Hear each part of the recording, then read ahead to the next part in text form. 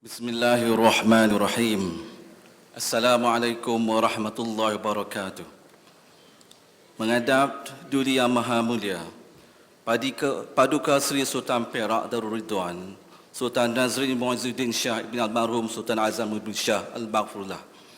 Ampun tuanku beribu-ribu ampun, sembah patik mohon diampun.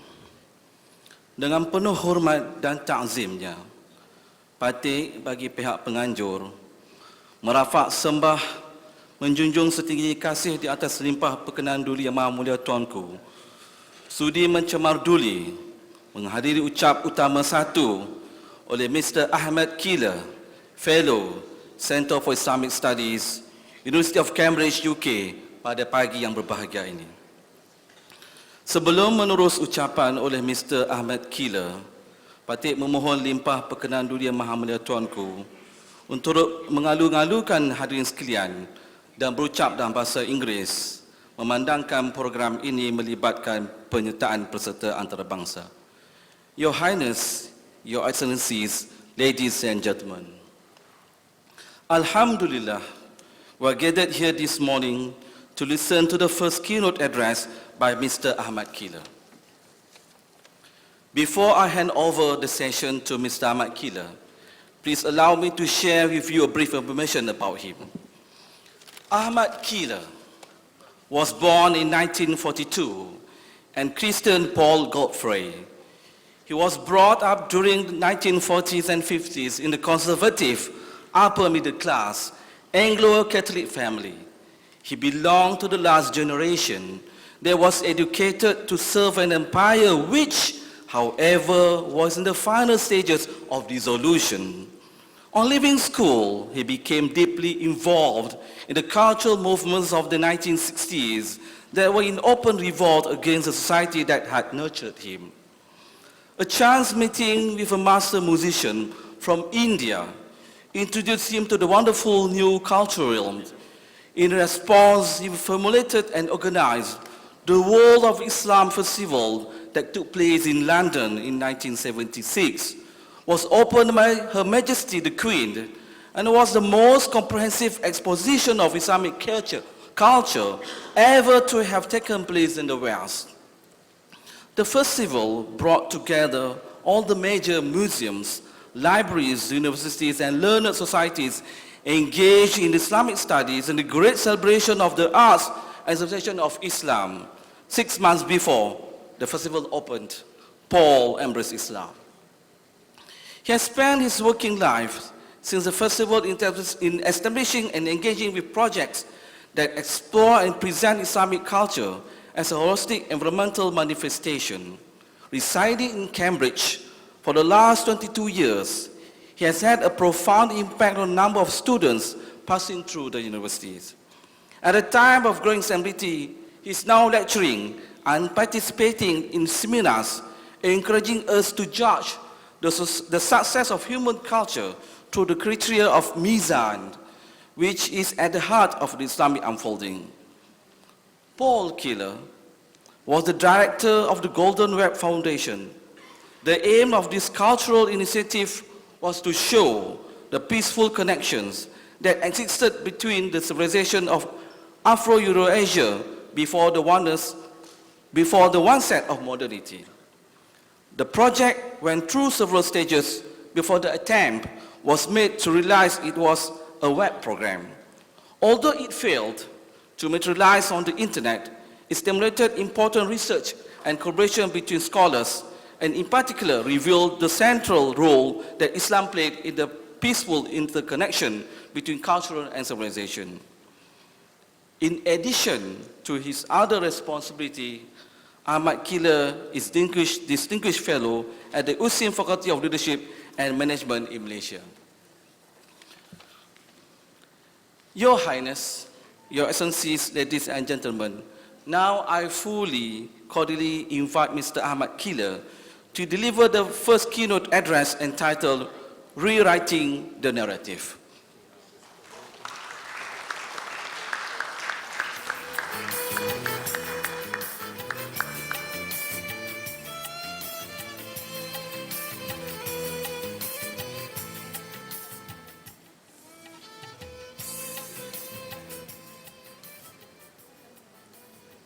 Bismillahirrahmanirrahim. Assalamu alaikum. Your Royal Highness, distinguished guests, ladies and gentlemen, brothers and sisters, having listened to this wonderful discourse that Your Royal Highness gave, which showed the immense nature of knowledge within Dar al-Islam, I want to start by explaining that becoming a Muslim, when you have come from another world and you become a Muslim, and I became a Muslim through the culture, through the art, through the beauty, and the whole of Dar al-Islam, when you become a Muslim for the first time, is open to you. And you see this wonder. So, the narrative which I had been taught, which was the narrative that there was a golden age of Islam, and then it stopped. And the Muslims went into a decline. But the knowledge that they had was passed on to the Europeans. And this fueled their renaissance, which led to the scientific revolution, the industrial revolution, and the modern world that we now inhabit. And the Muslims, after their 700 years of sleep and slumber, must awaken and catch up. They are now undeveloped.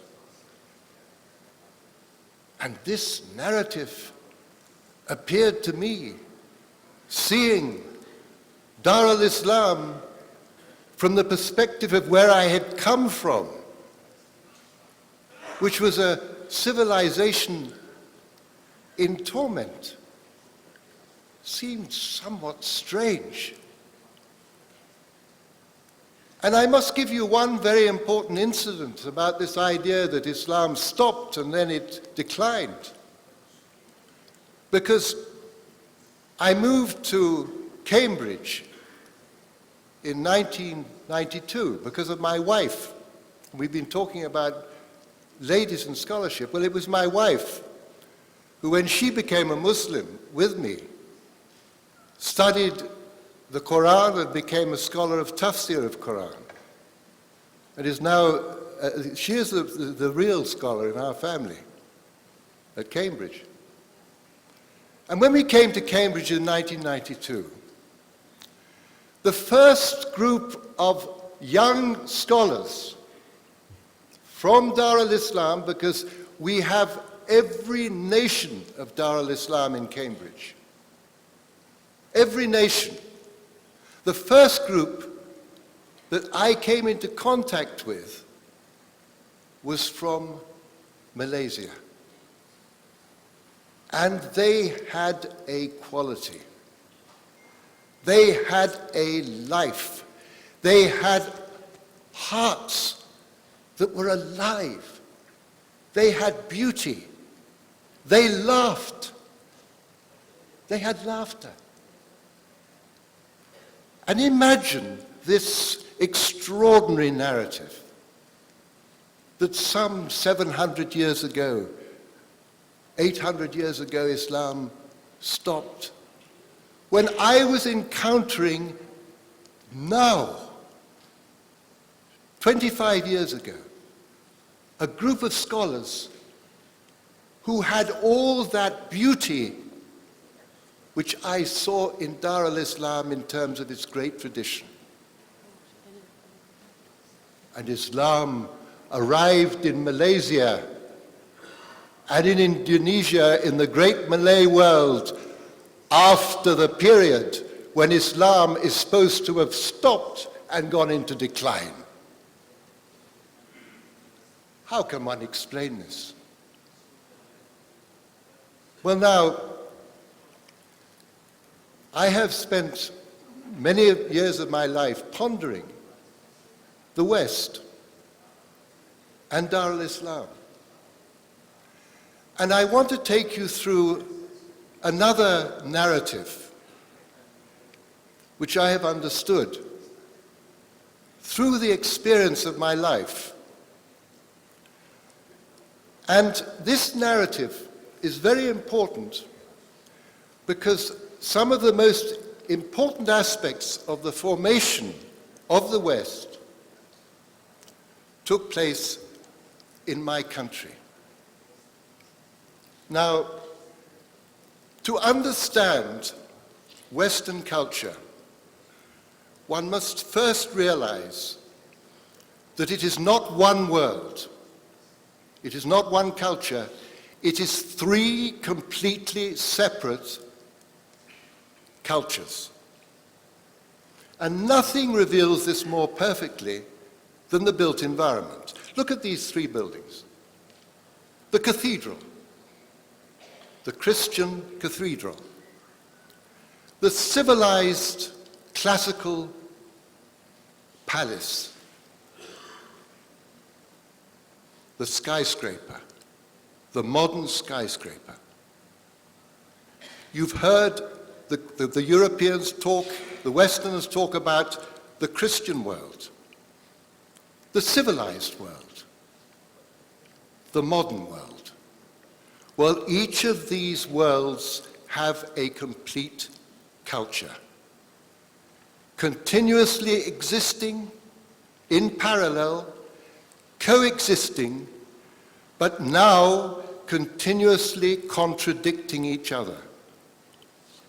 And let me take you through them. Christian England.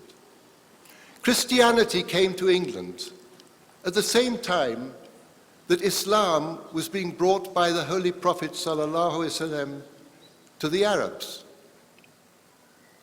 And it was brought by saints, by monks, men who were completely devoted to the worship of God and to the service of God, who followed a rule of poverty, chastity, and obedience to the monastic rule.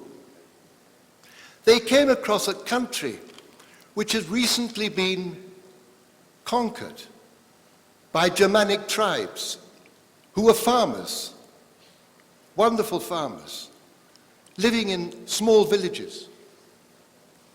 And all over England you have these villages which were formed at this time. And at the center of this way of life was the church. And the whole way of life was governed by the Christian year. It was a completely Christian culture. The saints were at the apex of society. This is St. Thomas of Becket, who was martyred, killed by the king. There was a great argument between the church and the king, and he was martyred. But look at the triumph of that martyrdom. This is Canterbury Cathedral that was rebuilt to house his shrine.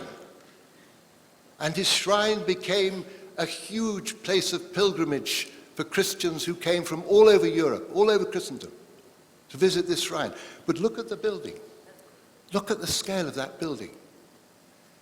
And at this time, the monarch who had come up against the church was conquered by the church completely. For the next 400 years, and this is a very famous painting, altarpiece, of King Richard II, in submission to Holy Church, before the mother and the baby Jesus. Now, this meant that the culture of the land, the Christian culture, was one. It was whole. This is St. Cuthbert, the great saint of the north of England.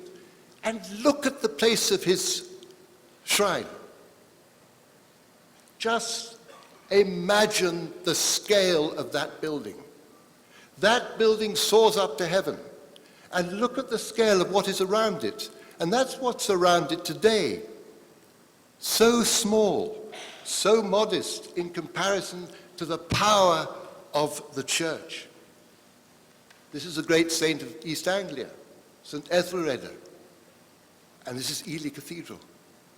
And all over England, there were these great cathedrals and the great abbeys of the monasteries.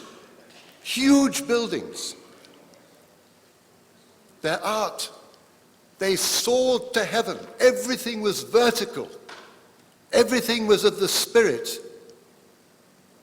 And all the arts were used to give people this sense of the glory of God, to elevate their spirit, to become involved in the great stories of the Bible and the stories of Jesus Christ. And then the compact between church and the monarch broke, and the king took all power under his hand.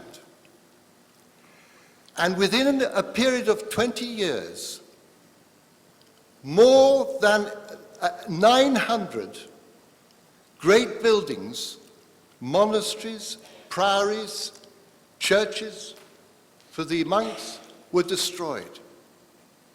And the whole educational networks and networks to look after the poor were destroyed. And the bodies of the saints who were all over England, in parish churches, in cathedrals, in monasteries, all the bodies of the saints were taken out and their bones were scattered. There has never been a destruction by a culture on itself to compare with what happened at this moment. The whole Christian core, the whole contemplative core of that world was completely destroyed. And what was left were these ruins all over England. These ruins stand. And 100 years later, Christianity had been reduced to a book that had been translated from the Latin into English, the Bible in English. But no culture. Could I have a glass of water? I'm sorry, my throat tends to get a little... And I'm also terribly nervous. This is an occasion of such awe and excitement for me. Because, anyway, what happened next was the second of our worlds. And this is truly extraordinary. This is one of the most strange things that has ever happened in human history. Having made a ruin of their own culture, thank you.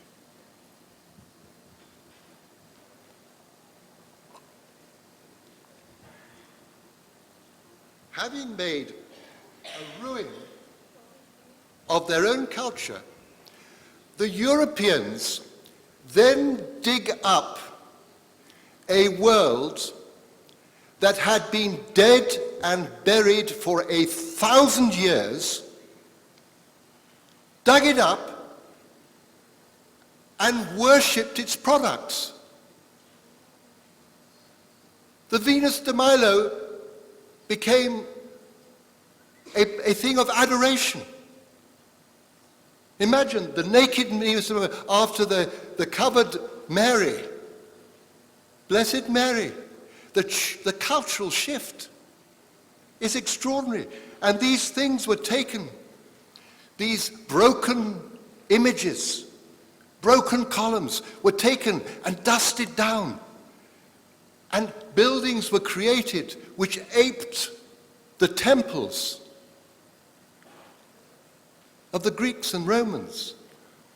And these statuary were placed in these buildings and glorified. Because what happened was that they were glorifying the culture, the product of this dead civilization. And the human being became the perfection, the divine perfection. This is where humanism comes from, the glorification of the human. From the glorification of God, it then came down onto the human level. And in art, the whole concept was to create and to produce the perfect replica of the human in art. And the academies were set up to do this.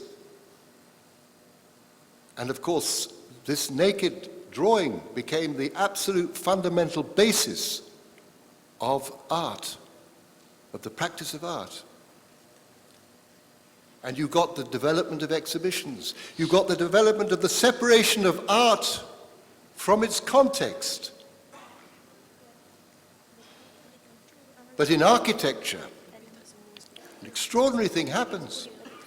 Because in architecture, they take this man Vitruvius, who was the great authority on Roman architecture, and he becomes the Bible for architecture. And whereas the Christian environment was an environment that was organic, that was built from inside, this new classical environment, this new civilized environment, was one which was created from outside. The control, the ordering was from outside. So you had the squares, you had everything being ordered in terms of straight lines, circles, by an architect and a planner who organized everything from outside. And you have this extraordinary change because the Christian has walked out of the world that he has created organically and has worshipped this world that he didn't create, that he's dug up. And that world that he's dug up, he calls classical. That's where the term classic comes from. It was the perfection, the classic. And he found the world that he'd come out of ugly. So he would cover the front of a Gothic building, a traditional building, with a classical front. This is a building in Cambridge, where they still have the classical front in front of the Gothic. They've removed most of them, because they used to do it also with the cathedrals. But during the 19th century, many of them were removed. And then something happened. There was the Great Fire of London. And this gave an opportunity for the whole classical project to come to its fullness. And when St. Paul's was rebuilt, it was rebuilt as a classical temple. And all the churches in London were rebuilt as classical. And all over England, you found great Roman palaces appearing. Out of the ruins of the monasteries came the great palaces. Huge, Roman. And the princes would go and walk in togas. They dress in togas. And their statues would be produced with them in togas. So this complete identification with this world of civilization. Because what had happened was that the saint had been replaced by the warrior statesman. St. Francis had been replaced by Augustus Caesar. The warrior statesman was now at the apex of society. And all over London, all over England, you find these great statues to the warrior statesman. Highest of all, Nelson, the savior of the nation against the depredations of the French. The last of these warrior statesmen, Winston Churchill, the last of this breed. Men who would die for their country, who had huge chivalric sense, education. Because in terms of education, this new civilized world brought with it its own educational system. The classics of Greece and Rome, the works of Caesar, the works of Cicero, the Latin of the Romans became the center of education. And out of this classical revival, out of this world of looking at the human product as being the great focus of existence, you get the birth of the humanities. And so what happened was that we had a bifurcation. We had a religion and we had a culture, but the culture had no relationship to the religion. They were two separate worlds. And not only that, but the religion was something which everyone participated in. But for the ordinary man and woman, the classical culture was completely out of their depth. They had no relationship with it. It was only for the elite. They knew nothing of the myths of Greece and Rome. They knew nothing of Latin and Greek. So you got a divided culture. You got this bifurcation. And this separation was something which is very deep in our culture. And then we come, because what this has prepared is for the third of these worlds to emerge. Now, the narrative, we have two narratives. We have a Christian narrative, and we have a civilized narrative. The Christian narrative is the glory of the life of Christ, that long period of suffering of the great martyrs during the Roman Empire, when all through that period the Christians were being persecuted. And then there was the Christian triumph and the millennium, the Christian millennium, when Christendom was one right across Europe before it broke up and fragmented. But the classical narrative was a very different one. The classical narrative was the golden age of Athens. 5th century Athens, which gave us democracy, which gave us the great philosophers, which gave us the perfection in art and theater. And then we have the peace of Rome, the idea of the peace of the Roman Empire. And then, instead of the conversion, the great conversion of Rome, we have the fall of the Roman Empire. In his great work, The Fall of the Roman Empire, Gibbons sees Christianity as the cause, or one of the causes, of the destruction of this great empire.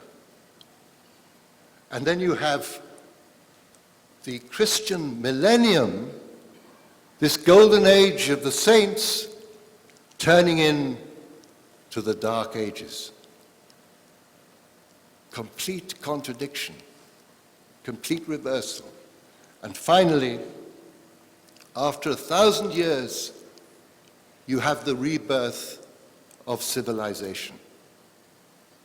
So we have two completely contradictory narratives. But now let us come to the modern world. This world that we inhabit, Well, when this change, this incredible change happened from the Christian to the civilized, the European, the Christian, stepped out of his culture and looked at a world outside of himself which he hadn't created, which was dead, and you cannot have a conversation with the dead, and brought it back to life. But how was it brought back to life? It was brought back to life through the imagination. It was imagined. It was the human being becoming the center and becoming the observer, the outside of that world. And that act of becoming detached, that act of becoming the observer, was then focused on the material world. Imagine. No connections, no relationships, looking at the material world as though it existed in its own right, as though it was an existence that had no spiritual connection. And you got the birth of what was called the natural philosopher.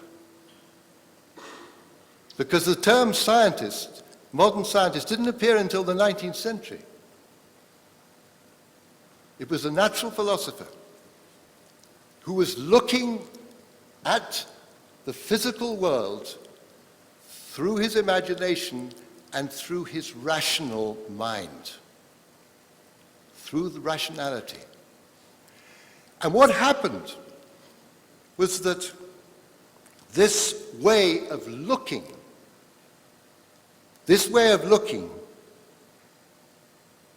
analyzing, measuring,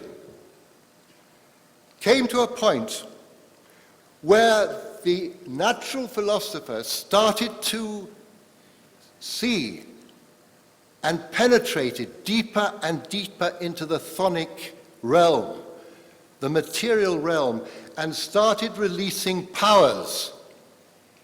Because the material world is full of potential power. But that power could not be realized until there was a marriage between this new kind of thinker and the merchant. Because it's the merchant who traditionally has always dealt with the material world, taking a product from one place to another place where it doesn't have it, and making them available for people to buy. It was a limited role, but an absolutely necessary role. But now, something really took place. And this marriage of the thinker and the merchant produced a revolution. From the handmade world which humanity had existed in forever, the machine was created. And with the machine we move from human time, human space, human rhythm, to machine time, machine space, machine rhythm. And this is the creation of the human imagination. This is like the human being creating his own world.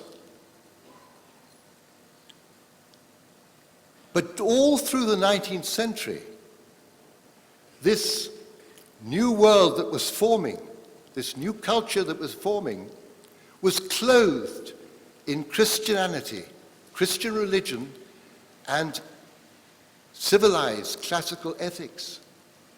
This is the Guildhall, where the merchants met, and they still meet. It's a Gothic building, but you can see all the way up the sides, at the end, the classical statuary. And the city of London was a Roman city at the time. If Julius Caesar had arrived and gone into what he thought was a temple, he would have found it was a bank. He would have been very confused. But it was a kind of Roman city, aesthetically, because it was in America that this new world that was forming actually developed into a complete culture. And these are some of the pioneers.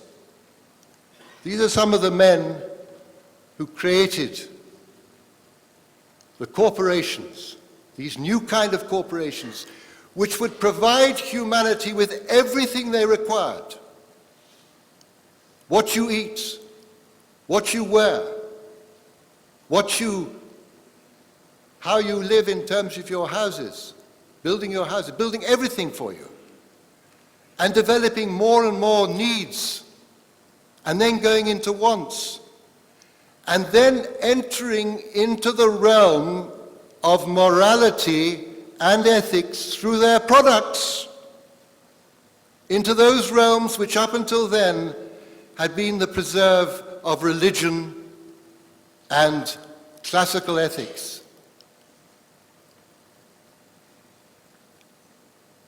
And the artists became the advertisers. Artists moved into advertising to show the wonder of these products. And the shopping mall became the new temple. But we human beings simply cannot absorb so much stuff.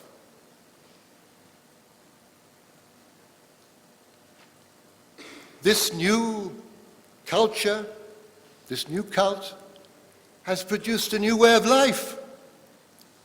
That way of life is divided between work, which is very hard, very disciplined, very ordered, and leisure, which is whatever you want it to be. The leisure belongs to you. It is yours. You are free to do in your leisure whatever you want to do. You can watch television until your eyes drop out. Follow your pop band forever. You can become a football fanatic.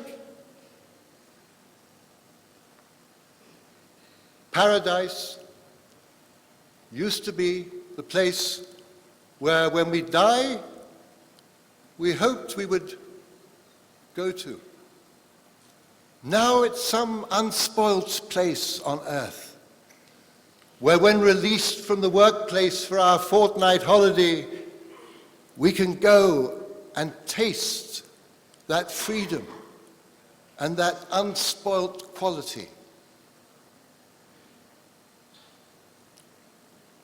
The natural world is receding more and more into reserves, where we human beings go to look at, no longer being a part of. We go to look at the natural world.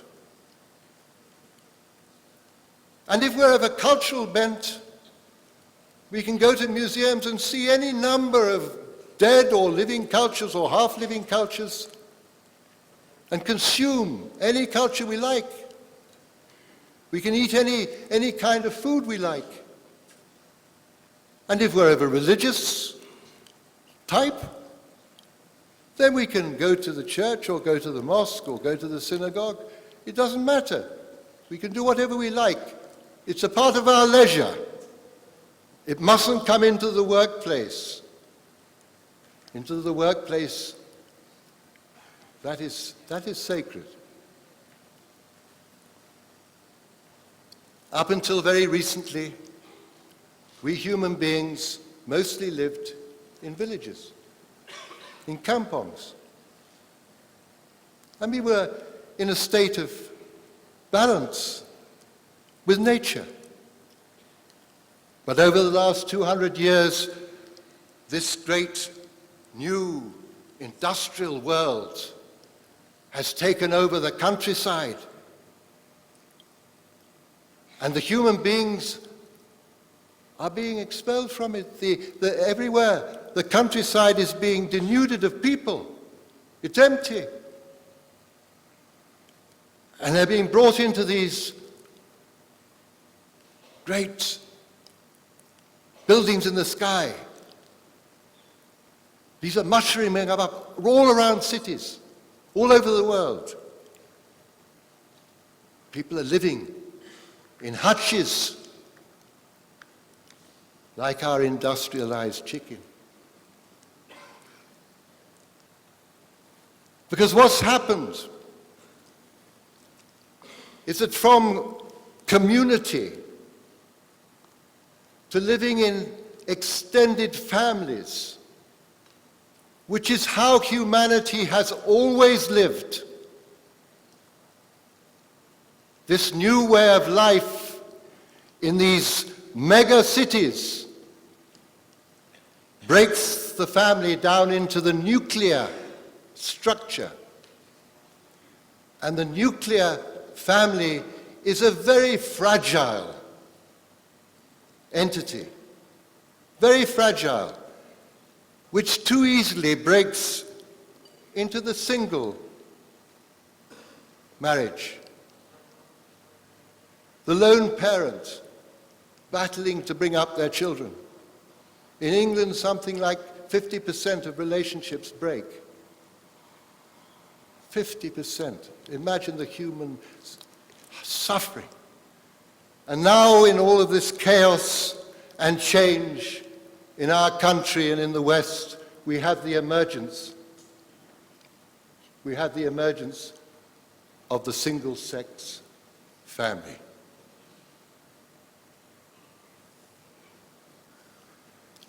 This unnatural way of life which has emerged has completely transformed the educational system into a kind of industrial system.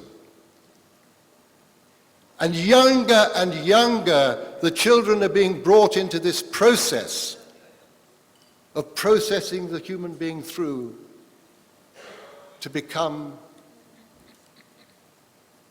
a person who can actually function in this modern culture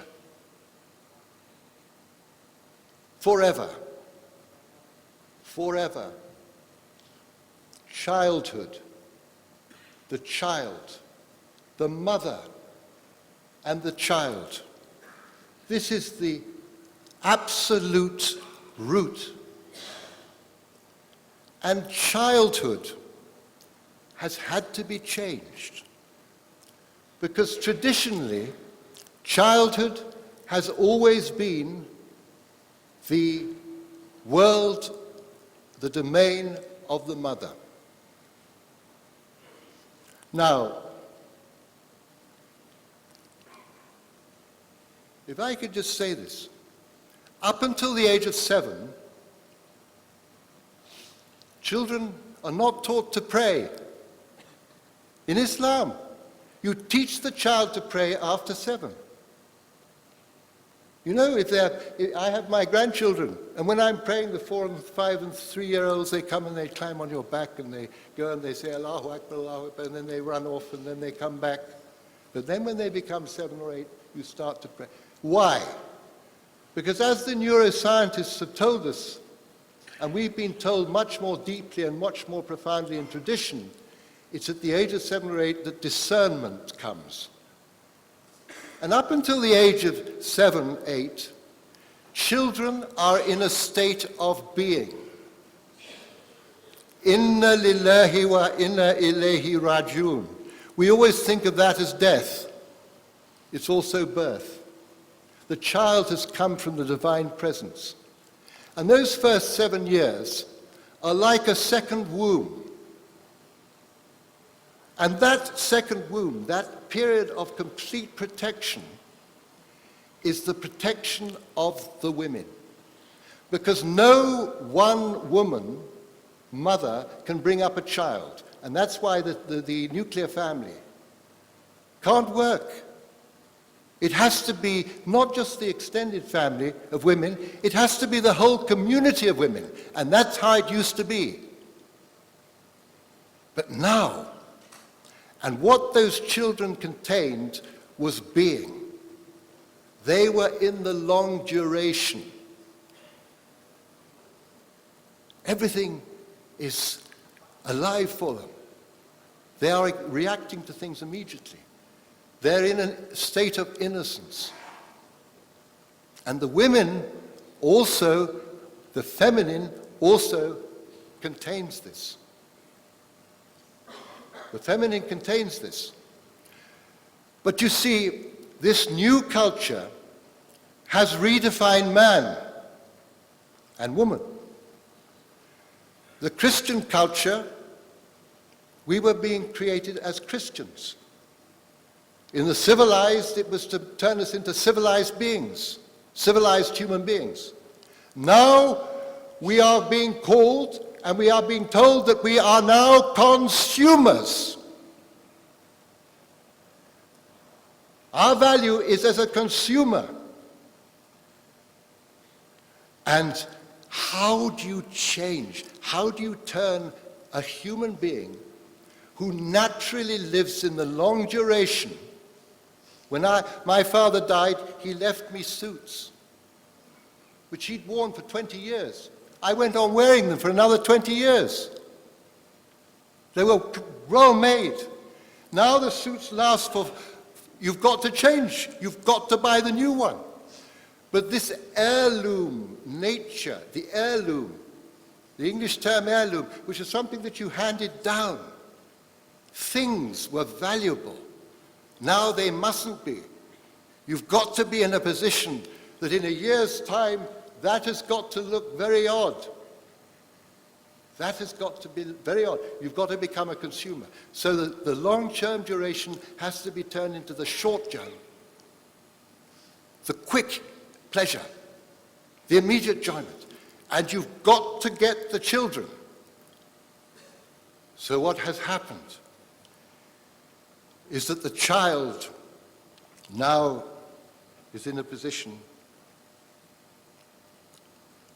where it's surrounded by this world that has been created by adults. Endless toys, complete. And at the age of 6 months, the mother's gone back to work and the child goes to the nursery. And in the nursery and in the home, it's surrounded by all these plastic toys, complete, making, all these funny noises. And the child sees these complete things. It gets excited by them. And then it gets bored. It goes to the next. Why? Because the child's imagination is so great that it can make and turn anything into anything. If you give it a piece of wood, it'll turn it into a carriage. That is the power of the imagination of the child. So what has happened is then the mother comes back, or the father collects the child from the nursery. They're exhausted because they've been at work, and then they put the child in front of the television. And more fantasy, adult ideas of what childhood is. All this, all these kind of insane, stupid things, because children are very serious. They're not stupid. And what happens is that we are creating the dialysis of the imagination. We're creating external imaginations which the child becomes hooked on. And we're not allowing those children during those 7 sacred years to actually grow their own imaginations and to become themselves. And the machine has now completely plugged the human being in. The human being has been turned inside out. If you remove the machine from the young person now, they become very, very nervous. They've done these experiments in America. If you put them in a room for a couple of hours, they go crazy. Because that internal structure has been externalized. And through this terrifying isolation of the individual, this proxy world, this parody of existence that's been created in cyberspace, we have the separation of the generations and the terrible isolation of old age as they go into their homes, separated. And the circle of life is broken. Because we old people need our grandchildren. Because the state of being that they are in is the state that we need to return to. If we are to die in a state of being. Because in the hereafter, there is no time. There is no duration. There is only eternity. And that is what childhood, and that is what the feminine have.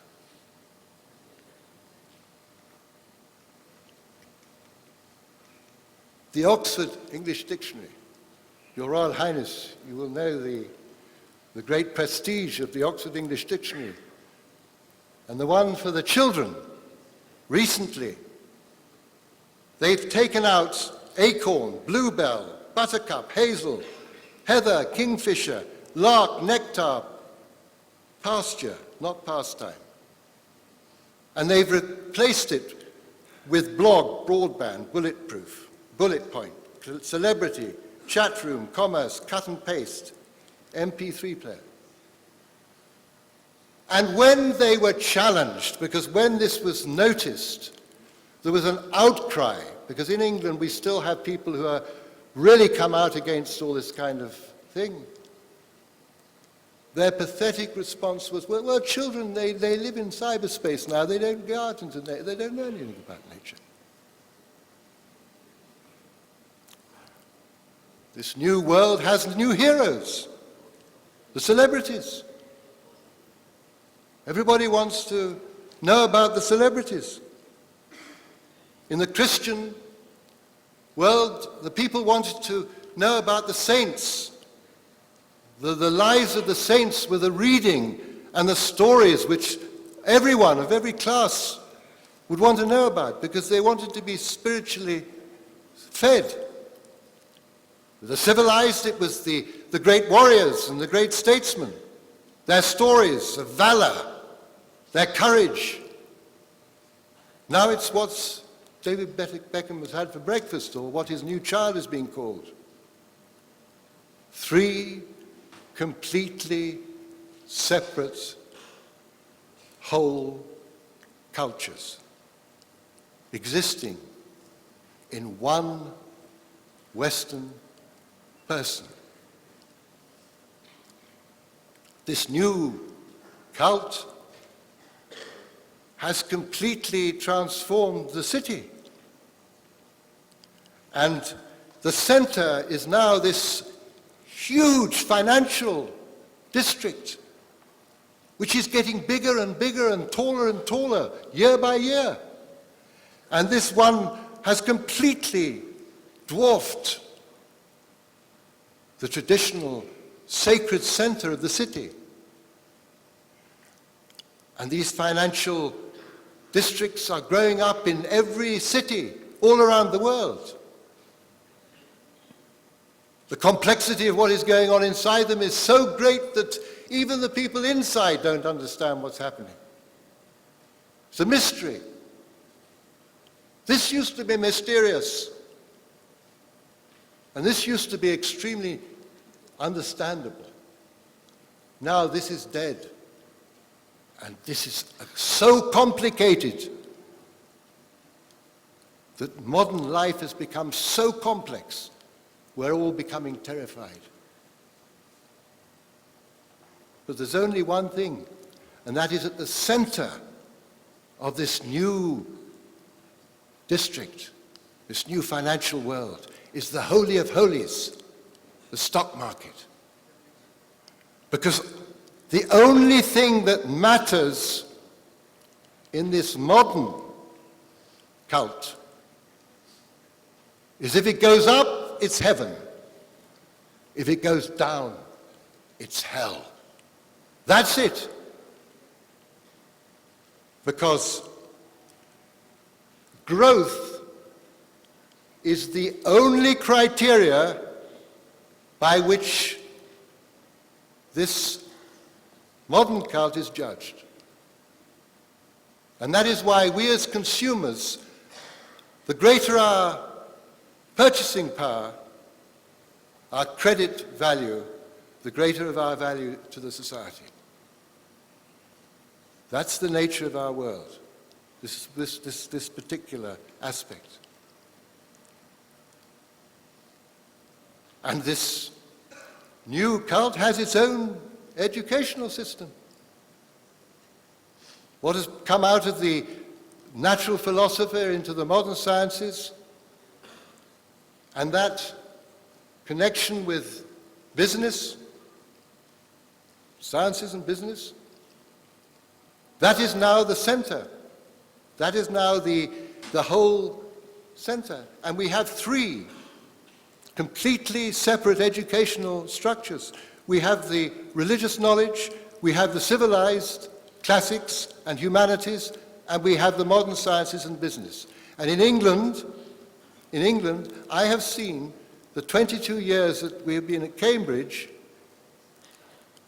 turning from being a civilized university with a very strong, good heavens, is that all I've got left? Gosh, sorry. A civilized university turning into a business world. And this, is that what's that there? Wi-Fi. Is it? Sorry. I'm getting very confused with this machine.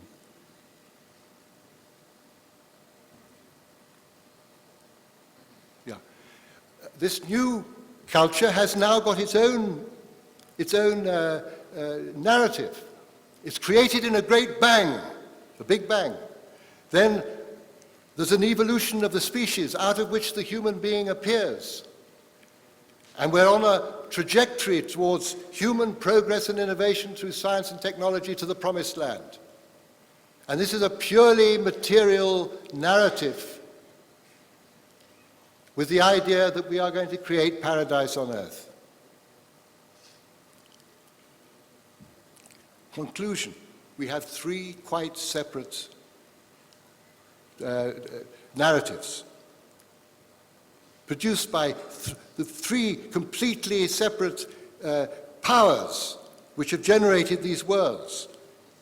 Separate educational systems, separate worlds of art, separate environments.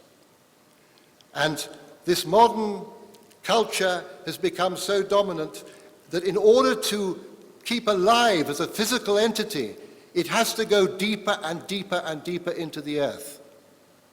And as it goes in deeper into the earth, we human beings, we modern people from our gilded cages are watching helplessly as this human tragedy unfolds in front of us. And the whole of nature is groaning under our weight. I'm going to have to do this last part extremely quickly, because this I put in just to give us refreshment, a beautiful natural environment. Dar al-Islam, and forgive me for going through this at a pace, but the story is familiar to you. The way of Mizan. In the Holy Quran, he raised the heavens and set up everything in balance so that you would maintain justice. Therefore maintain just measure and do not transgress against the balance. And it was this extraordinary, wonderful capacity to place the human being as a Khalifa in a state of balance, so that the duty towards heaven, the duty towards the community, and the duty towards Almighty Allah's creation were held in balance.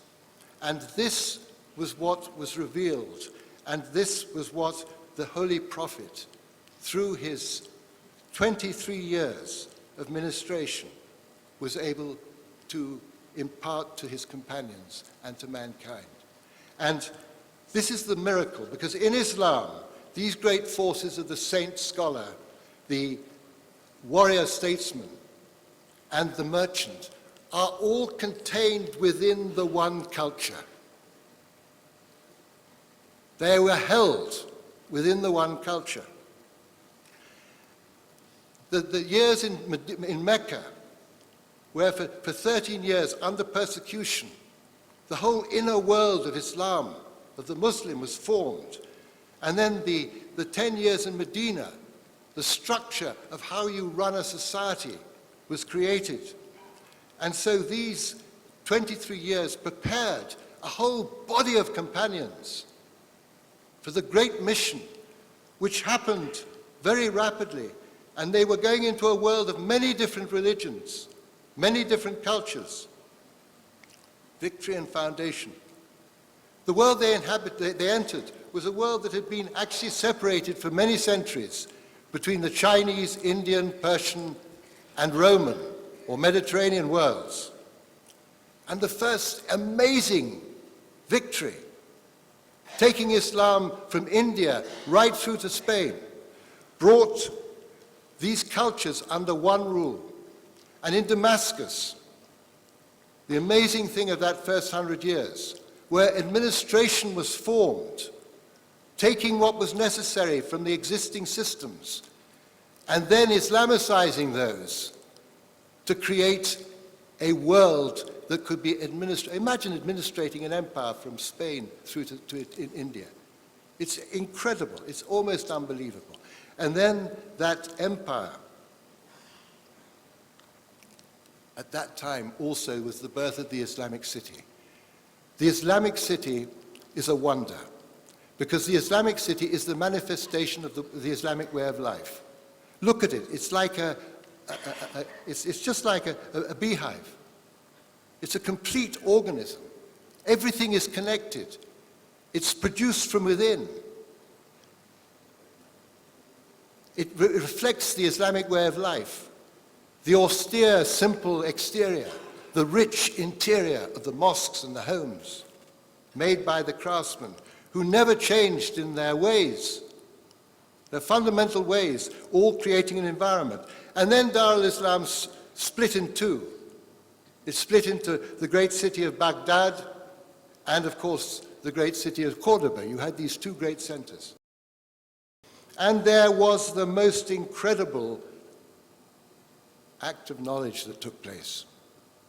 The creation of the Sharia and the whole body of the Islamic knowledge. And this work is one of the most extraordinary things. This was beautifully touched upon by Your Royal Highness, the way that this was put together. And the other thing that happened, because you had both the sacred knowledge and the law, and you had all the sciences of Islam, the theology, the tasawwuf, all of this being formed, but you also had this encounter with all this knowledge that existed within this world. And that knowledge was needed because suddenly the Muslims were dealing with huge cities, with huge societies. And they took all that knowledge, the philosophy, they took the knowledge from the Greeks, from the Indians, from the Chinese, in medicine, in astronomy, in mechanics. And if you take the astronomical thing, why? What did they do with it? They took what was necessary to support the Islamic way of life. That's what they took. For example, the astrolabe. They took the fundamental knowledge of the astrolabe from the Greeks. They then hugely increased its knowledge. Why? Because they had a problem which had not been faced before. They had the problem of direction. How do you find the direction to Mecca? And how do you have a control over the knowledge of time? And the navigation. Because Islam was the Muslims became a very, very moving civilization through trade and through pilgrimage. And they developed the astrolabe to deal with that need. And once that need was answered, it stopped. And for hundreds of years, that astrolabe never changed, because they were not engaged with change for the sake of change. There had to be a reason, a purpose. Because it's all to do with balance. This is the miracle of Islam. Because the human being is subject to certain forces which are going to destroy Mizan. And the West succumbed to these forces. In Islam, the first great force was that Islam was so successful immediately and became very rich and very worldly. So the first thing is the problem of worldliness, the descent into worldliness. And the scholars then brought them back to an understanding and a sense of the divine and a sense of their purpose. The second is legalism. What happened in Judaism? The law becomes everything, and then it becomes like a shell, and the inner life atrophies. The heart dies, and they worked against this. And then there's a danger of the Batinists, those in which the religion just goes off into the ether. The spirituals just take off, and you have to deal with that. Then there's a problem of rationalism, and the Mutazilites nearly took us, where the idea that the rational mind is king. And that was countered to create the balance. And then came, through all the work, through all those centuries of battling, of dealing with all these problems which will disturb the Mizan, then came the final person who you have mentioned, Your Royal Highness, Imam al-Ghazali, the proof of Islam, where everything was placed within its order. And when that happened, Islam was ready, but I'll leave that out, Islam was ready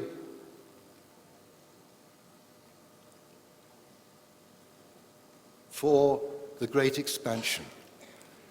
Because quite unlike what people think, it was after Imam al-Ghazali that all these educational type of institutions had formed and fructified. And the great orders of Tasawwuf were formed. And Islam was perfectly balanced, that then it spread. It was after the fall of Baghdad and Cordoba. The only area that was lost to Islam was Spain. And then it spread to India, it spread to the Malay world, it spread throughout Africa, and most important of all, it spread deeply into those areas which had already been under Islam. It went much deeper into the villages, into the nomadic peoples, into all of it. There was a huge expansion in terms of space and time. Look at it. It's incredible. And it was that beauty, and it was that profundity, and it was that Islam that I encountered with the Malays when I came first to Cambridge. And these beautiful people appeared almost from another land. They were from another land, but they were from another epoch. They were from another dimension, because their hearts were warm. Their hearts were alive. And given the fact that it's 10 minutes, I think I've eaten up those 10 minutes. And forgive me for not completing, but my little book has the whole story. And I hope, anyway, that this has given you some insight into not Islam, but the West, as I have experienced it, seeing it as a Muslim who was brought up in it and who knew it from inside. The great hope is Mizan, because the knowledge that the Muslims have of Mizan is huge. And once we start actually unlocking that, then the great compassion which is contained in Islam will be released.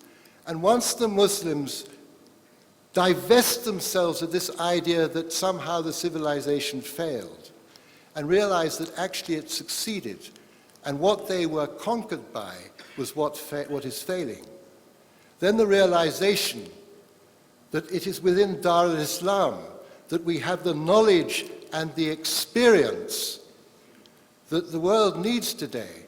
Because if we do not return to a state of balance, what kind of future can we even begin to imagine?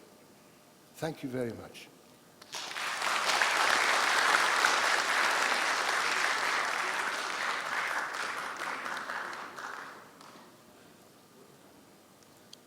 Thank you to Mr. Ahmed Keeler for your keynote address entitled Rewriting the Narrative. Thank you very much, Mr. Keeler. Ampun tuanku, disembah maklum bahawa demikianlah sempurnanya World Islamic Countries University Leaders Summit 2015 pada pagi yang penuh keberkatan ini, dan patik pohon perkenan tuanku untuk mengakhirinya. Ampun tuanku, beribu ampun sebah patik pohon diampun mengumumkan keberangkatan Duli Yang Maha Mulia Paduka Seri Sultan Perak Darul Ridwan dengan diiringi oleh barisan dif-dif kehormat.